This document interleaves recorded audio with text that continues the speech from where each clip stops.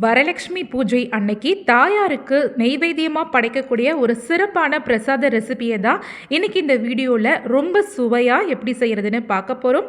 Welcome to super kitchen. நீங்கள் first டைமாக இந்த வீடியோவை பார்க்குறதா இருந்தால் சூப்பர் கிச்சன் சேனலை சப்ஸ்கிரைப் பண்ணிக்கோங்க. சப்ஸ்கிரைப் பண்ணும்போது பக்கத்தில் இருக்கிற பெல் ஐக்கனையும் கிளிக் பண்ணிக்கோங்க. சரி வாங்க, இந்த ட்ரெடிஷ்னலான சுவையான பிரசாதம் செய்கிறதுக்காக நான் இன்னைக்கு 1/2 கப் அளவுக்கு பச்சை அரிசி எடுத்திருக்கேன். நீங்கள் சமையலுக்கு பயன்படுத்தக்கூடிய எந்த வகையான பச்சரிசியாக இருந்தாலும் இந்த பிரசாதம் செய்யறதுக்கு தாராளமாக பயன்படுத்திக்கலாம்.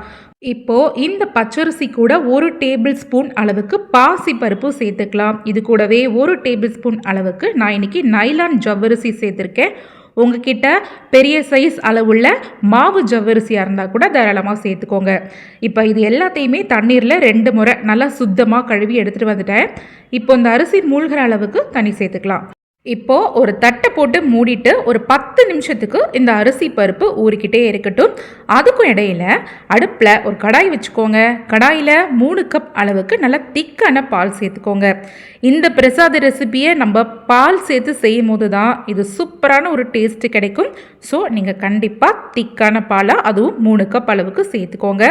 பால் நல்ல பொங்கி வரும்போது நம்ம ஊற வச்சுருந்தோம்ல பச்சரிசி, பாசிப்பருப்பு, ஜவ்வரிசி, அதில் உள்ள தண்ணி எல்லாத்தையுமே வடிச்சிட்டு இந்த பாலில் சேர்த்துட்டு ஒரு தடவை நல்லா இது போல் ஈவனாக கலந்து விட்டுக்கோங்க. இப்போது ஒரு லிட்டை போட்டு க்ளோஸ் பண்ணி வச்சுட்டு கேஸோட தீயை நல்லா மிதமாக மாற்றிட்டு இதில் சேர்த்துருக்க அரிசி பருப்பு நல்ல குழைய வேக வச்சு எடுத்துக்க போகிறோம். இது வெந்துக்கிட்டே இருக்கட்டும். அடுத்ததாக அடுப்பில் ஒரு பேன் வச்சுக்கலாம். பேனில் 1 கப் அளவுக்கு நல்லா பொடிச்ச வெல்லத்தை மெஷர் பண்ணிவிட்டு சேர்த்துருக்கேன். இது கூட 1/2 கப் அளவுக்கு தண்ணி சேர்த்துருக்கேன். சேர்த்ததுக்கப்புறமா இந்த வெல்லத்தை இன்றைக்கி நம்ம பாகெல்லாம் காய்ச்சணுன்ற அவசியமே கிடையாதுங்க.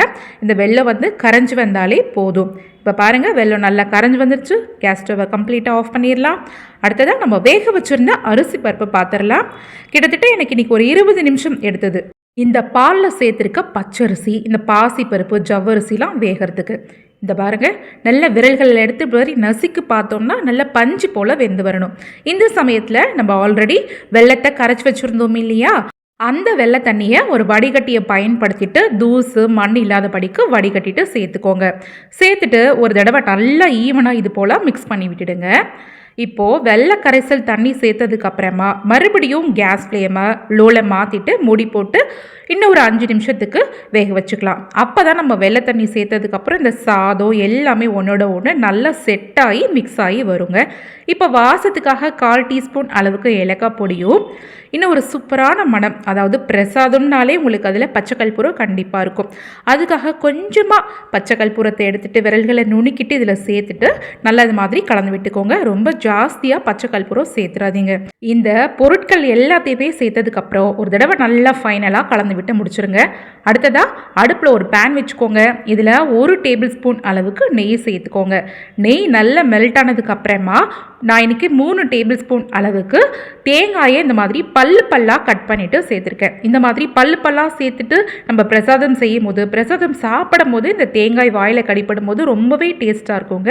இப்போ தேங்காய் நல்லா பொன்னிறமாக மாறினதுக்கப்புறமா கொஞ்சமாக உலர் திராட்சை, முந்திரி இதை சேர்த்துட்டு நல்லா வறுத்துக்கோங்க. நம்ம சேர்த்துருக்க உலர் திராட்சை நல்ல பலூன் போல் உப்பி வரணும். முந்திரியும் நல்லா கலர் மாறி வந்ததுக்கப்புறமா நம்ம ரெடி பண்ணி வச்சுருந்த பிரசாத ரெசிபியில் இதை ஃபைனலாக சேர்த்துட்டு மிக்ஸ் பண்ணி விட்டுறலாம். அவ்வளோதாங்க, பிரசாதம் ரெடி ஆகிடுச்சு. இப்போ கேஸோட ஃப்ளேமை கம்ப்ளீட்டாக ஆஃப் பண்ணிவிடுங்க. இப்போ பார்த்தீங்கன்னா வரலட்சுமி விரதம் அன்னைக்கு தாயாருக்கு சிறப்பான ஒரு நெய்வேத்திய பிரசாதம், அதுவும் தாயாருக்கு பிடிச்ச பால் பச்சரிசியை சேர்த்து இந்த பிரசாதத்தை செஞ்சுருக்கோம். பிரசாதம்னாலே ரொம்ப டேஸ்ட்டாக இருக்கும். அதுலேயும் இந்த ட்ரெடிஷ்னலான மெத்தடை ஃபாலோ பண்ணி செய்யக்கூடிய இந்த பிரசாதம் ரொம்ப ரொம்ப ரொம்ப டேஸ்ட்டாக இருக்கும். யாருமே வேண்டான்னு சொல்ல மாட்டாங்க. எவ்வளோ கொடுத்தாலும் வாங்கி சாப்பிட்டுக்கிட்டே இருப்பாங்க. அந்த அளவுக்கு ஒரு சூப்பரான டேஸ்டான ஒரு பிரசாதம் ரெசிபி இது. வரப்போகிற வரலட்சுமி விரதம் அன்னைக்கு நீங்களும் இந்த பிரசாத ரெசிபியை செஞ்சு உங்கள் வீட்டில் உள்ளவங்களுக்கும் கொடுங்க. ரொம்ப லைக் பண்ணி சாப்பிடுவாங்க. இந்த ரெசிபி பிடிச்சிருந்ததுன்னா இந்த வீடியோ பார்க்கும்போது கண்டிப்பாக லைக் பண்ணுங்கள். கூடவே இந்த வீடியோவை உங்கள் ஃபேமிலி அண்ட் ஃப்ரெண்ட்ஸ் சர்க்கிள் கூட ஷேர் பண்ணுங்கள். நன்றி.